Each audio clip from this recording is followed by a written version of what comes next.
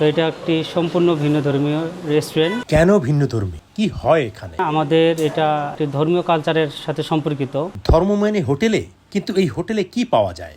এটাকে খালি একটা শুদ্ধ সাত্ত্বিক খাবার, সেই থেকে কেউ আহার করে। আর আমরা যেহেতু ভেজিটেরিয়ান, আমরা নন ভেজ গ্রহণ করতে পারি না, সচরাচর সব জায়গায় এই খাবারটা পাওয়া যায় না। বিশেষ এই রেস্টুরেন্টে মিলে বাহারি খাবার। এখানে আমাদের আইটেমের কোনো শেষ নেই, তবে আমরা 15 থেকে 20 পদের আইটেম রাখার চেষ্টা করি। আমাদের এই যাত্রা বেশি দিন না, যদিও বাংলাদেশের সচরাচর দীর্ঘদিন ধরে অনেকজনে অনেক রেস্টুরেন্টগুলো করে। আমরা এখানে সবে মাত্র 6 মাস এই মোহাম্মদপুর কাদেরাবাদে রেস্টুরেন্টটি উদ্বোধন করেছি। স্বাদ নিতে অনেক দূর দূরান্ত থেকে কাস্টমার আসে আমাদের এখানে। সব জায়গায় পেলে তো নিরামিষ খাওয়া পাওয়া যায় না।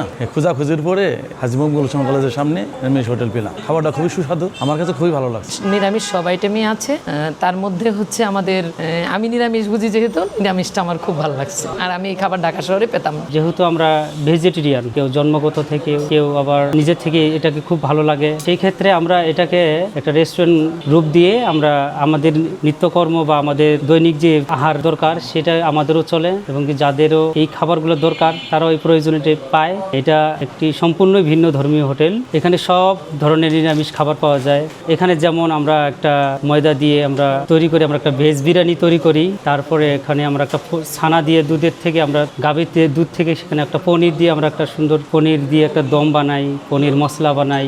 প্রোটিন জাতীয় খাবারের মধ্যে আমরা সয়াবিন আছে, যেমন সয়াবিন থেকে আমরা একটা সুন্দর একটা খাবার তৈরি করি। সয়াবিন রসা, আলু দম দিয়ে, টমেটো দিয়ে, বিভিন্ন রকম মশলা, বাদাম বাটা দিয়ে করা হয়। বিভিন্ন ধরনের ভেজিটেরিয়ান শাকসবজি পাওয়া যায়, সেক্ষেত্রে আমরা সেগুলো বাজার থেকে উন্নত মানের ভালো টাটকা সবজি আনিয়ে আমরা দৈনিক খাবার রান্না করা হয় দৈনিক দিন। তো সেই খাবারটাই আমরা প্লে করি এবং কি আমরা নিজেরাও গ্রহণ করি। তো আমার সাথে আরো কয়েকজন আছে যাদের সাথে আমরা একই হয়ে আমরা এই রেস্টুরেন্টটি আর কি মিলিত করছি। আর এটা যেহেতু সর্বোপরি রেস্টুরেন্ট, সর্বক্ষেত্র সর্বজ্ঞ, সবার জন্য প্রযোজ্য, সেক্ষেত্রে সেটা আমরা নিয়ম অনুযায়ী যার যার ভাবে ভাবনাভাবে আমরা পরিষেবা দেওয়ার চেষ্টা করি। আমরা জানি এই জগতে সমস্ত কিছুই পরম শ্রেষ্ঠার নিয়ন্ত্রিত। আমরা এই সমস্ত খাদ্যদ্রব্য তাকে অর্পণ করে সেটা আমরা গ্রহণ করি। এটা হচ্ছে আমাদের পরম ঈশ্বর শ্রীকৃষ্ণকে, তিনি সমস্ত কিছু আধার, তাই আমরা তাকে অর্পণ করি। অর্পণ করার পরে পরিব্যক্তে আমরা সেটা গ্রহণ করতে পারি। এটাতে আপনার সবাই অ্যালাউড হতে পারবে না। এইটাতে যে সেবা দিবে তাকে আমাদের নিয়ম রুলসের মাধ্যমে থাকতে হবে, সেক্ষেত্রে তাকে তার শুদ্ধতা মেনটেন করতেই হবে। তো এই কেন এই নিয়ম পালন করা হয়? আহার শুদ্ধ তো চিত্ত শুদ্ধ। আপনি যদি যেমন আহার করবেন সেই আহারের পরিপ্রেক্ষে আপনার শুদ্ধতা বা আপনার পরিচালনা হবে। আর সেই খাবারটা যে তৈরি করতে হবে তাকেও শুদ্ধতা থাকতে হবে। নেশা দ্রব্য জাতীয় ত্যাগ করতে হবে।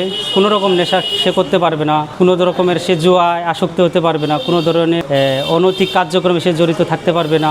যেমন আমাদের রান্নার ক্ষেত্রে আমরা পেঁয়াজ আছে, রসুন আছে, তারপরে মুসুরের ডাল আছে, আমিষ দ্রব্য জাতীয় প্রোটিন সেগুলো আমরা বর্জন করি, সেগুলো থেকে আমরা রান্না সেবা লাগাই না।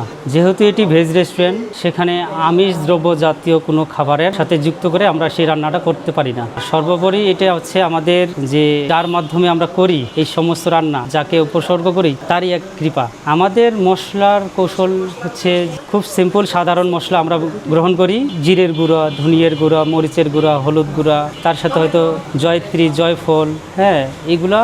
তার সাথে আমাদের একটি হিং মশলা আছে, সাম্বার আছে, বাদাম পেস্ট করি। এই সাধারণ মশলাগুলোকে আমরা মডিফাই করে আমরা এই সমস্ত রান্নায় প্লে করে আমরা সেটা রান্না করি। ভিন্ন ধর্মী বা হিন্দু, মুসলিম, বৌদ্ধ, খ্রিস্টান এরকম না, সকলেই আসে এই খাবারটা নিজেদের শারীরিক বা শরীরের সুস্থতার জন্য এই খাবারটা গ্রহণ করে, যার কারণে আমাদের সকল ধর্মের মানুষ আসে এই খাবারটা নিয়ে যায় বা গ্রহণ করে।